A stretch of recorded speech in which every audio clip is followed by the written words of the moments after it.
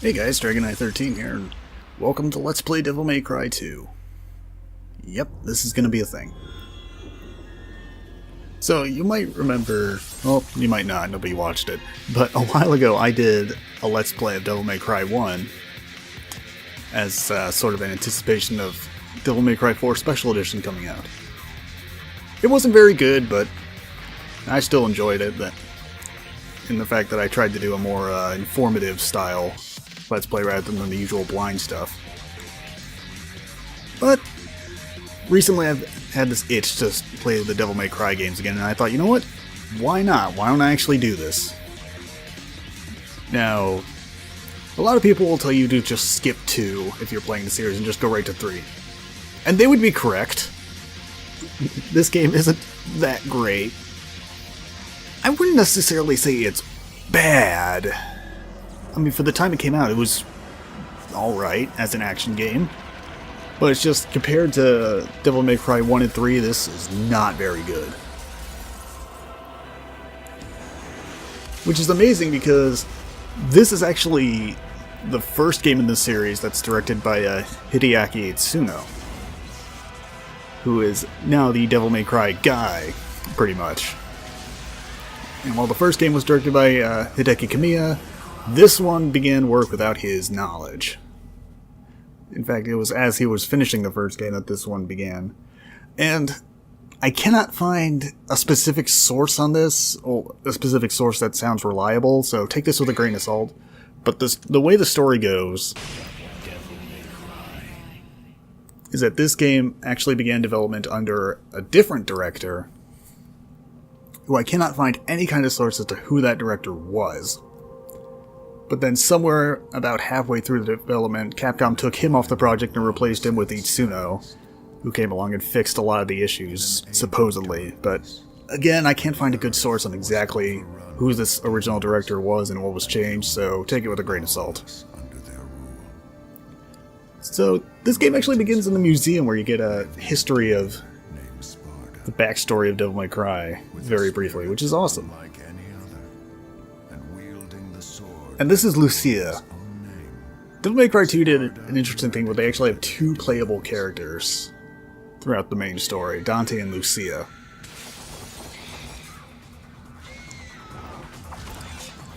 And since this was on PS2, they both had different discs. And they're both fully fledged campaigns, more or less.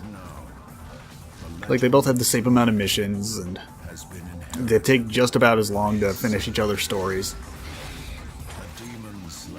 Though a lot of it is just going through the same areas in slightly different ways.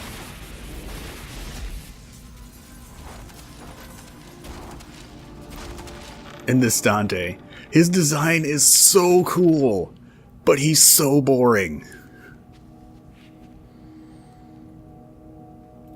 Devil May Cry 1 Dante, you know, he was serious, but he also liked to make quips once in a while. This Dante is no fun. He's all serious and he sucks because of it, but he looks awesome.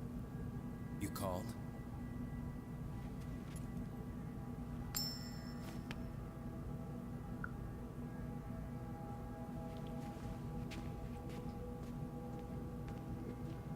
And I know I'm talking over cutscenes, but there's really not that much interesting going on.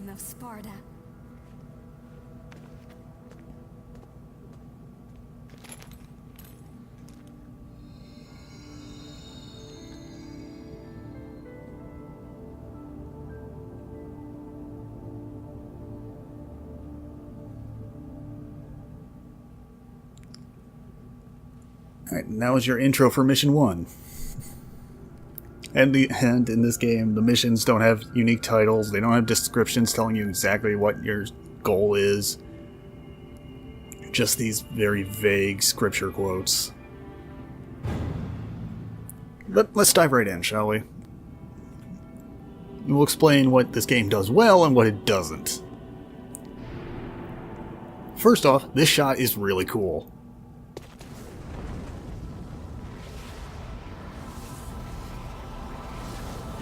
This shot is so cool, they reused it in Dante's cameo appearance in Shin Megami Tensei 3. Yes, that was a thing. Anyways,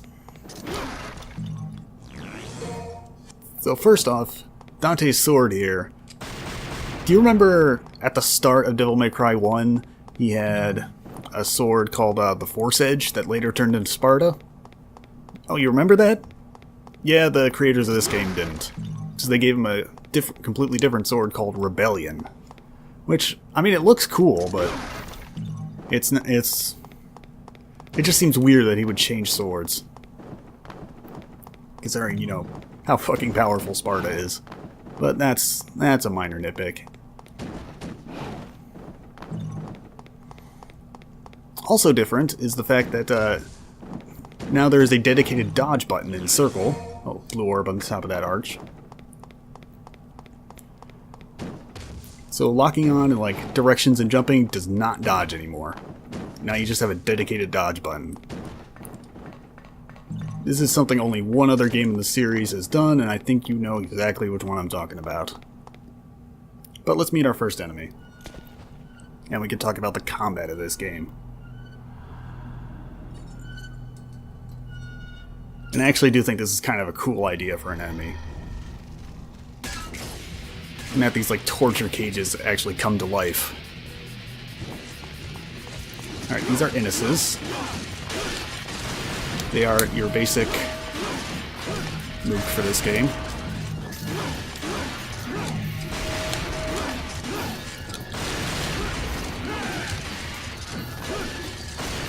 Alright, and you're gonna see me dodging and just using the guns a lot. And that's because the combo system in this game isn't that great. As you can see, the showtime is still, the S-Ring combo is still there, because I am dodging.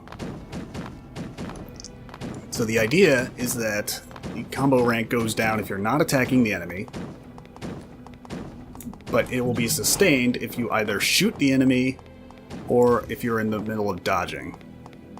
So you're going to see me abusing that a lot to try and keep my rank up as high as I can. And these fuckers! These Arkuyas, they suck. I don't like dealing with them, so I'm just going to shoot them. Oh, and unlike Devil May Cry 1, where your guns contributed to the style rank as long as the enemy was in the air, that does not hold true here. The guns do not contribute to the style rank at all.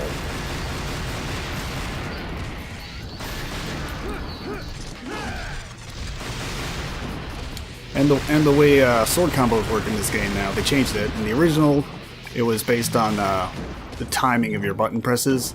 In this one, the deciding factor is both if you're locked on or not, and also if you're pressing a direction or not. It's very confusing. But anyways, through this door is our first secret mission. Or rather, secret rooms. Yeah, in this game they decided to do away with the whole secret mission thing, I guess. And instead, you have secret rooms, which are literally just two waves of enemies. Every room's the same. Well, the enemy formations are different, but the idea is the same. You just fight two waves of enemies and that's it.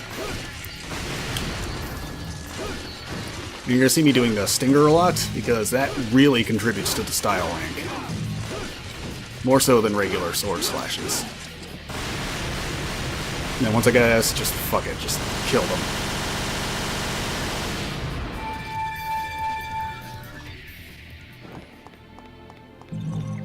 And at the end of every secret room, you'll get a white orb to refill your Devil Trigger gauge, so feel free to pop it whenever. And with Dante, every other secret room you do gets you a blue orb fragment. And technically each secret room isn't unique, it's just that the number that you find for the secret rooms determines which one you do. Like the first one you find will be level 1, the second one will be level 2, etc, etc.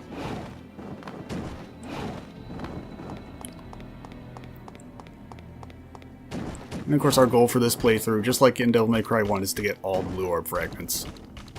And do all the secret rooms.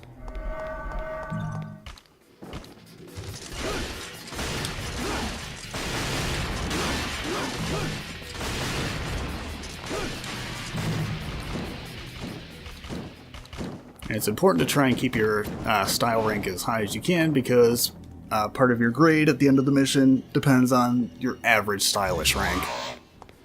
Alright, these guys. We haven't been introduced to these guys yet. These are Misras. They are annoying. You'll hear me say that about a lot of enemies in this game, by the way. That they're just annoying.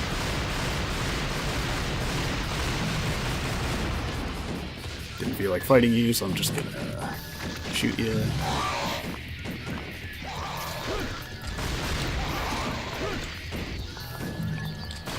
And be careful dodging by walls, because they added a wall run in this game, which is cool. I mean, it looks cool. I don't know how invincible you are during it. God damn it. But it looks cool, and it's something that they bring back for Devil May Cry 3.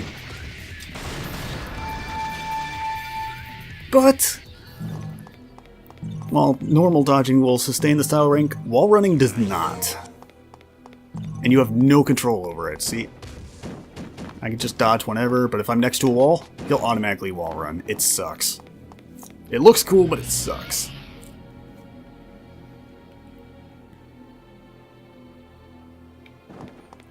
Right, moving on. Got some more enemies here.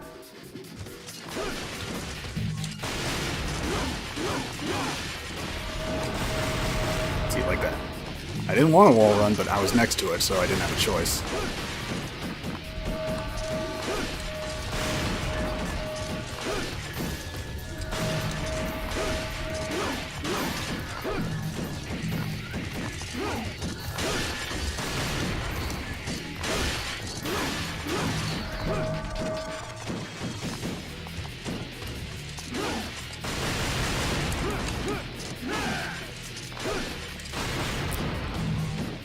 Another thing you'll notice about this game, and it's one of the things it does wrong, is that these areas are very open.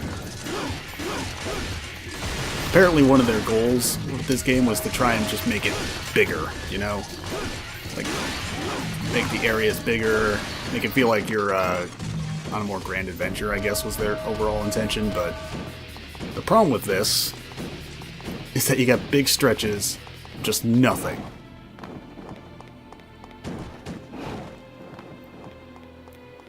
You're just wandering around an empty area, or it'll be this big ass arena with like 2 enemies, and it feels like, why am I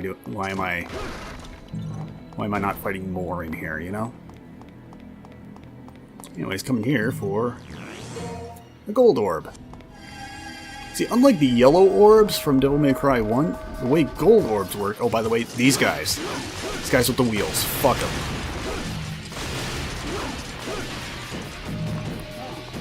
Screw them and everything they stand for. Anyways.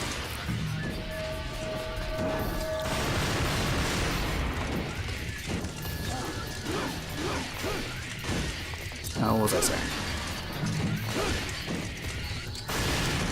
Oh yeah, the gold orbs. Sorry, I got distracted by my hatred of the wheel fuckers.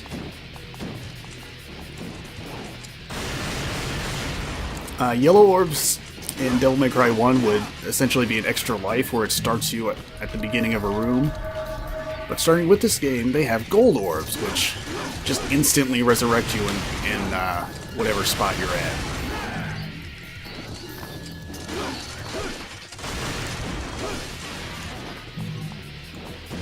Oh, a wheel fucker. I hate these assholes. Alright. Alright, why do I hate wheel fuckers so much? Because they will hit you from so far away. And they will interrupt everything you do, and they will ruin your style rank, and you will hate your life. By the way, God of Time statues are back. You can buy upgrades there. We're not going to bother for this mission.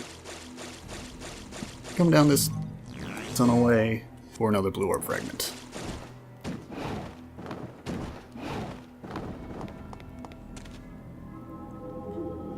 I wonder if I'm supposed to go up there. Why not?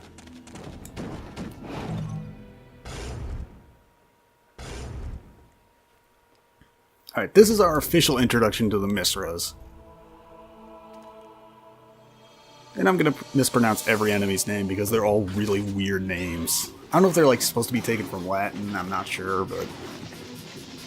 because, I mean, I don't speak Latin. But yeah, they're very annoying and they always hunt in packs. Fuck them.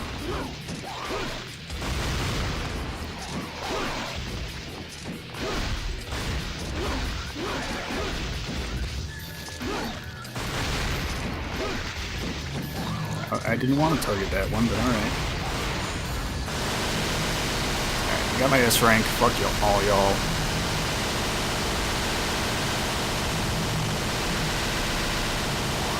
Oh, by the way, this is Dante's Devil Trigger. He only has the one Devil Trigger. Because he only has... well, he does get more weapons. I'll explain that later on, but they suck. Yeah, so he only gets, like, the one Devil Trigger. Oh, you fucker. Stinger doesn't reach very far in this game, by the way.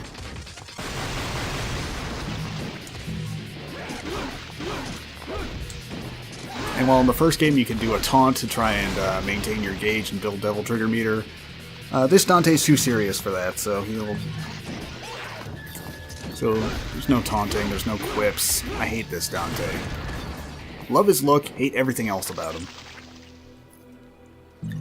But yeah, he only gets the one Devil Trigger. You can change how the Devil Trigger works with amulets, which if you see in the upper left there of my UI, I just have the one basic amulet. I forget what it is. I'm too lazy to look. But you can enhance it with different parts of an amulet, which give you attributes like it changes your element attack, it lets you fly, do other things, recover health, you know, that sort of thing. Which is a cool idea. I actually do kind of like that. They could add some customization to your loadout. Wheel fucker.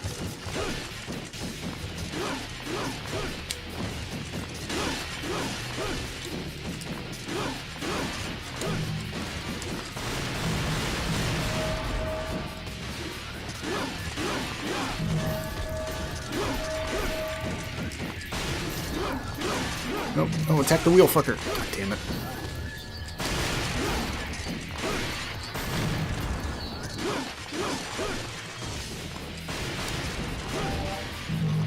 Nice.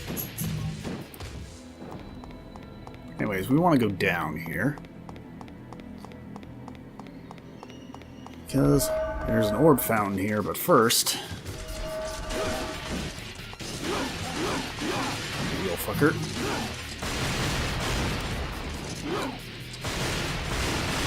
Oh, by the way, cool thing is you can shoot in two directions. It's another cool feature that they brought back in Devil May Cry 3. Kudos. Again, it's going to be amazing once we get to Devil May Cry 3, but remember, this is the same director.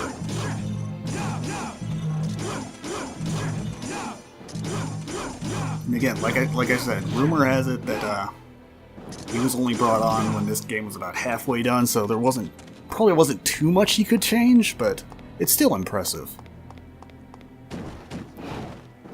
And I believe that's it for big orbs. Yeah, I think so. Okay. So let's just end the mission, shall we? Oh, by the way, you have a double jump by default now. You don't have to buy it. In fact, you don't buy any abilities in the upgrade store. It's such a downgrade from the first game in so many ways. Also, this game is easy as balls. Haven't mentioned that yet.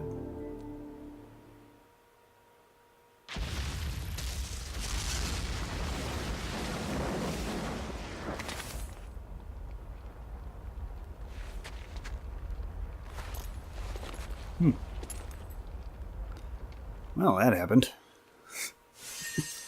Alright. I got most of my explanations and bitching out of the way in this first mission, so... from now on, I'm not going to be talking that much during cutscenes. But yeah, that was the first mission as Dante. You know, I wonder what Lucia was up to during all that time.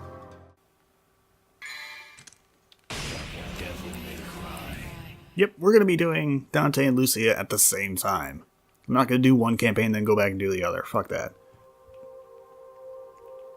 Okay, this cutscene is the same, so skip it. It's the museum break-in, and now we're in Mission 1. Toward the south, the Protector will find the time. The time to do what?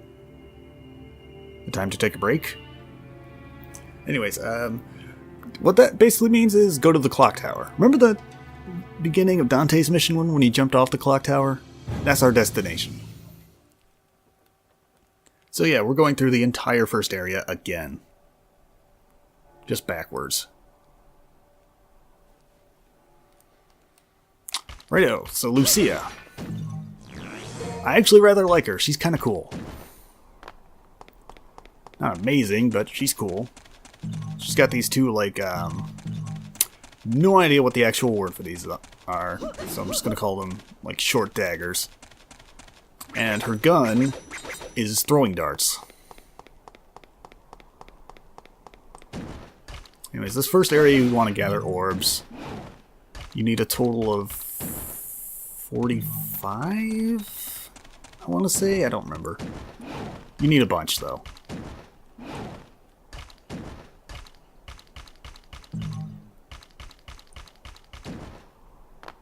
So we need to run around and collect orbs here. There's no enemies yet, so relax on that front. Generally, as long as you get the big orbs there, you're fine. You can smash all the chimneys for like 1 extra orb apiece, but fuck it. I feel like there was another one here and I'm just forgetting.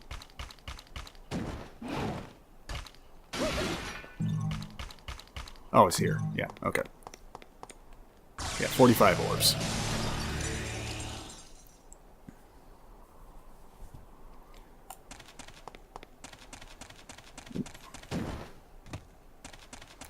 You know, Lucia's design, I'm kind of okay with. I think it looks cool. And I think they expect that you're playing both campaigns at the same time because she does not get an introduction to the NS enemies like Dante did. But she will get an introduction to a different enemy that Dante has not faced yet.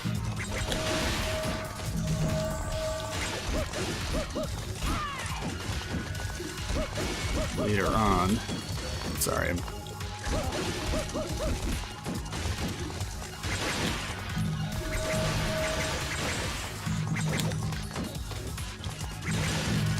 Damn it. Alright.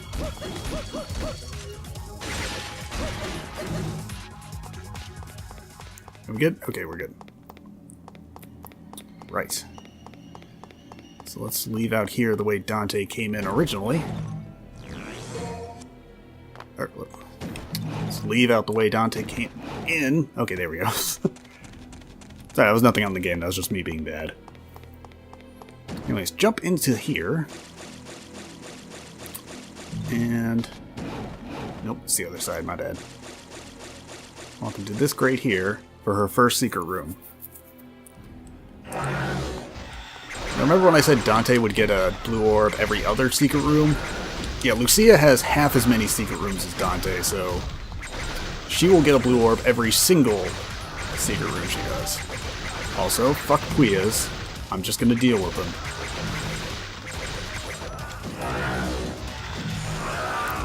Alright, Lucia's Devil Trigger's this like angel-looking thing, and it's pretty cool, I like it. And it turns her daggers into like these feathers that she throws in this arch. And they're all homing, and it's really cool.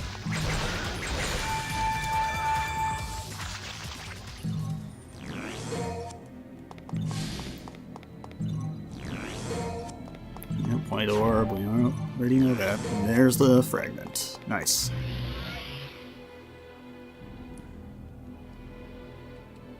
Okay, next up is if we just go right here, there's another fragment. Yep, it's that easy.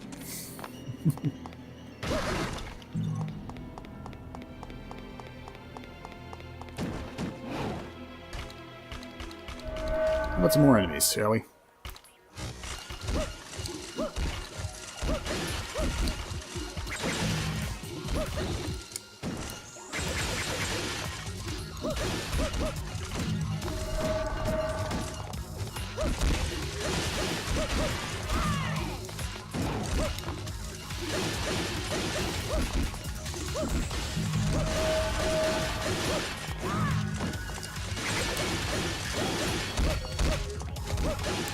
I like to see it.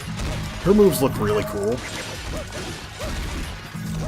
Like she's got this like flourish to her attacks that's really cool. I like it. Also, there you are. Looking for you.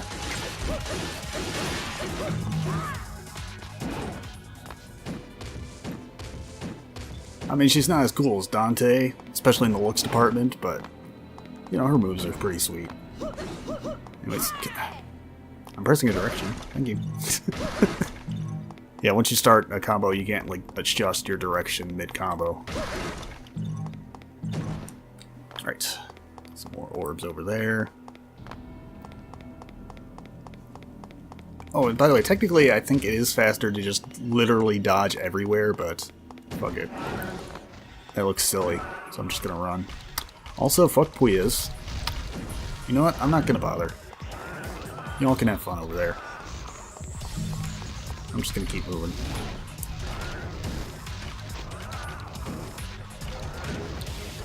Yeah, I'm not getting stylish points and I'm not earning orbs, but fuck him. I hate Puyas. I do want to break this though. Or maybe I can't? Okay, maybe I can't. I thought I could. It's been a little while. I did like a practice run of this just to make sure I remembered where all the blue orbs were, but I didn't really commit much of this to memory. Righto, jump down here for some more orbs.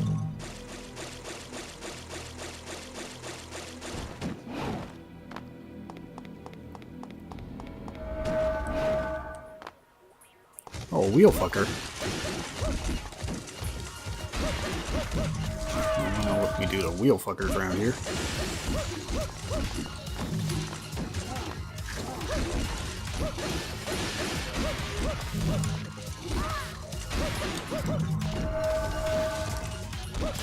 Oh, I see you there.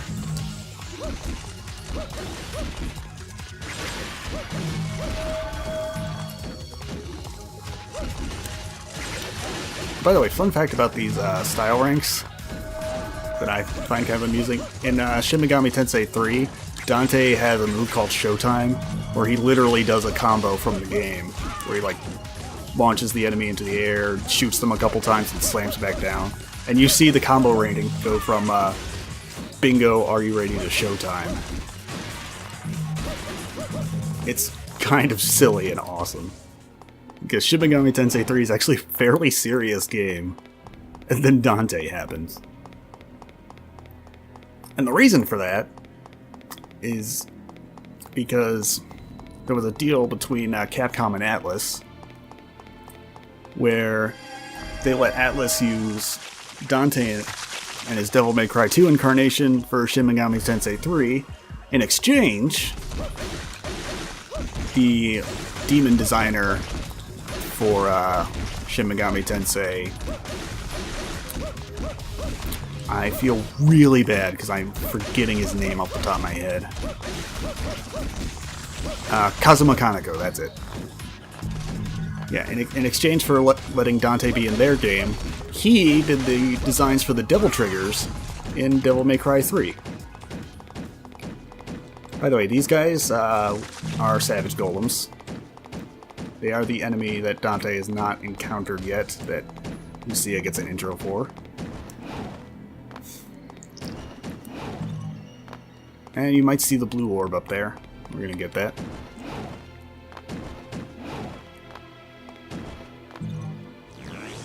Nice. And funny thing is, in that game, I love that game, by the way. I love the Shin Megami Tensei series. That has nothing to do with Devil May Cry at the moment, though. But in that game, Dante is a pretty friggin' awesome character. Like, he will just wreck shit in the normal encounters. Though in the final secret boss, he's not that great. I mean, he's not useless, but there's better options. Which is a shame. Because you can only recruit him on the path to that secret final boss. Anyways, this faces another secret room. Yeah, secret rooms are not always doors. They are sometimes the most dumb shit.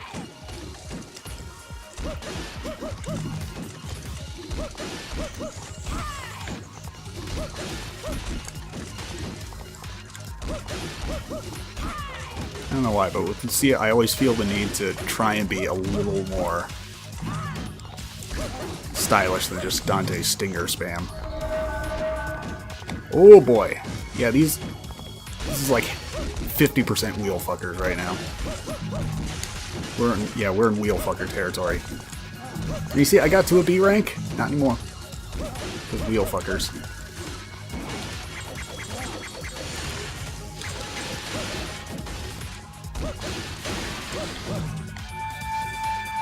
I hate wheel fuckers so much. Yes, I'm still gonna call them that. I don't care. Anyways, that gets us our first complete blue orb. Oh, which by the way, I just want to mention, it's a little disappointing that the health and Devil Trigger meters from the first game, well, the health was always a health bar, that's fine, but the Devil Trigger in the first game was a bunch of runes that looked cool. But in this game, they're both just generic meters.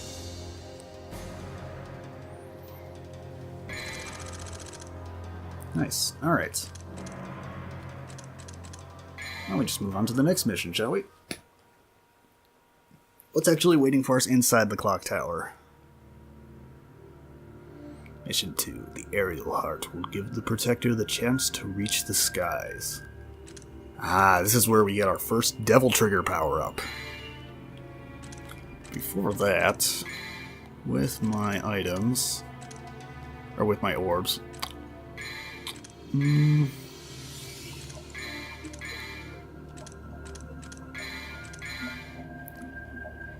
yeah, I'll upgrade my cutlasses, why not?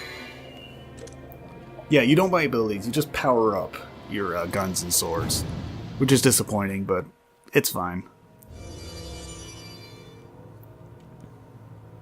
Alright, so there's the aerial heart in there.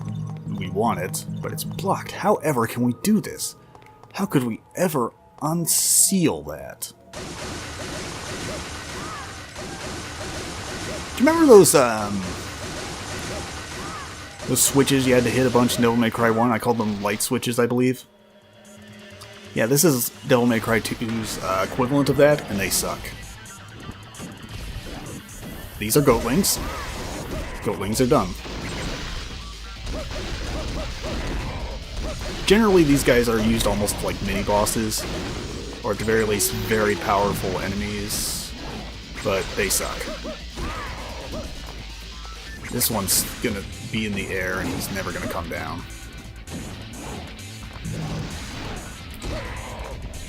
So, fuck it. Just die. Alright, now it's time for our awesome Devil Trigger power-up cutscene. Check this shit.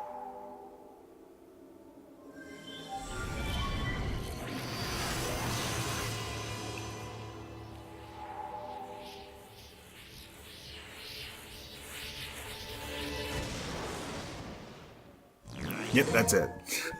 Alright, the aerial heart. As you might guess by the name, this gives our Devil Trigger the ability to fly. Which is pretty cool.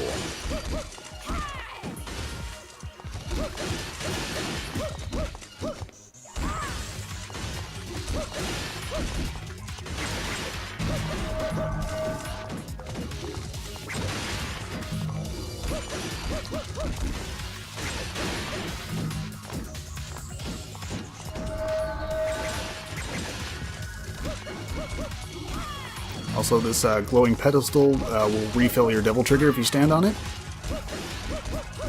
Because you absolutely need the Devil Trigger to progress in this mission, so if you accidentally blow it all, then you would be stuck. So they give you this, just to help you out. So here's how aerial heart works. Press the jump button, and you ascend. You will slowly descend when you're not pressing the jump button. And that's basically it. Other than that, you behave exactly the same as if you had just jumped in the air, in terms of what your buttons do. Alright. Who wants some?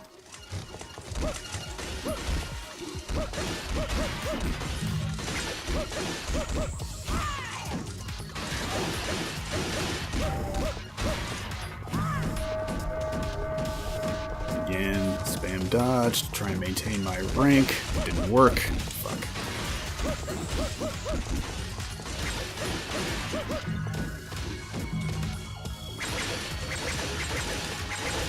Okay, you can just go. Not gonna bother. Alright. Come up here and break this for darts. These are an alternate gun. You can switch them by pressing L2 on the fly. Another cool idea they added in this game that they brought back for the rest of the series, actually. So the darts, they sort of behave like Lucia's Devil Trigger in that they're they fire in this almost arch. But I don't like them, so we're gonna keep the regular throwing daggers.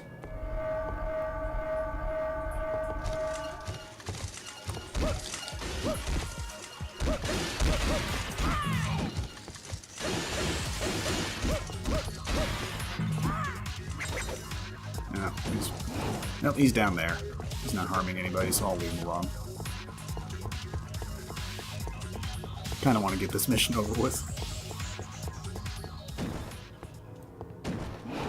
Anyways, another orb fountain here.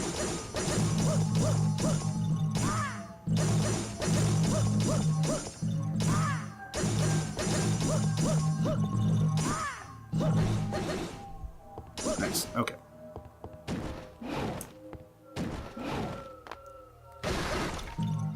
Orbs over here. And be careful not to fall down here. I've done it before. It sucks. Fuck it. Thankfully, though, you can fly, so it doesn't really matter. And here's another section where you have to fly, so they give you a Devil Trigger recharging station right in the middle of the room. Isn't this nice of them? First, we're going to gather the orbs, because I like orbs. Right. Another quick recharge, and we're good to go.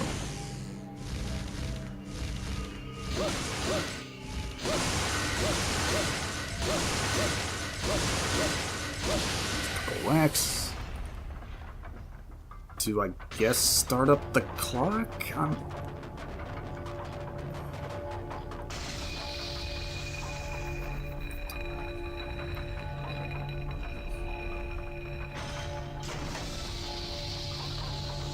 I mean, to be fair, Devil May Cry 1 did also have these weird-ass contraptions. Also, fuck Puyas. I'm not going to fight them. But I don't know. They just feel more disjointed in this one, I guess. I don't know. I feel like I know less about what's going on. That's how I want to put it. Oh my god. I'm not paying attention. Okay. Anyways, how about a boss fight?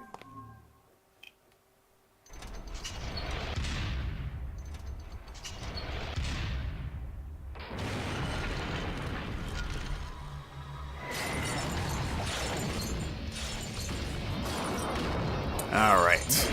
Tartarusia.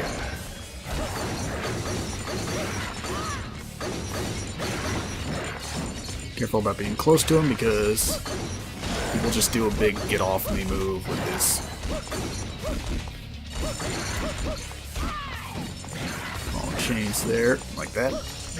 Okay, maybe it's not big per se, but you get what I mean.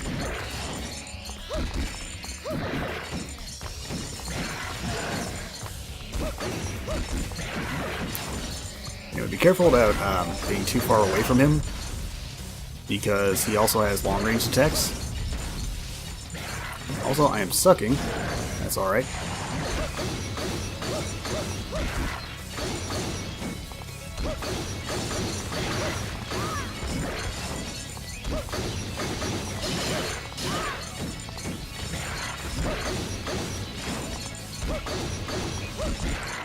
There we go. He's pretty easy, otherwise. Never mind me getting smacked in the face like 3 times in a row in the middle of the fight there. Also, this is not the last time we'll be seeing him. I don't know. I don't remember exactly when he'll come back, but I know there's another boss that's like exactly like him in the Dante scenario. So, yeah, be ready for that. Also, don't forget to smash these things for orbs.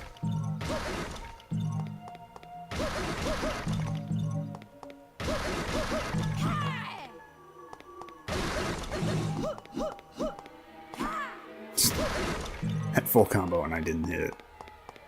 Anyways, coming here for the Arcana Spada.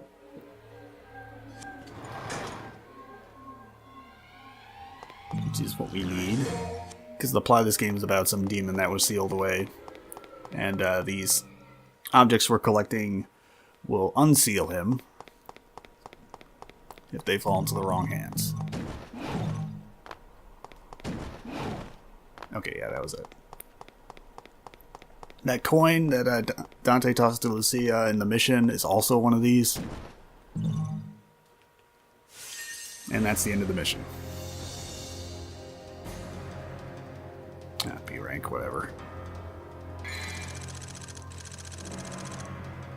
Not super thrilled about maintaining high ranks in this game.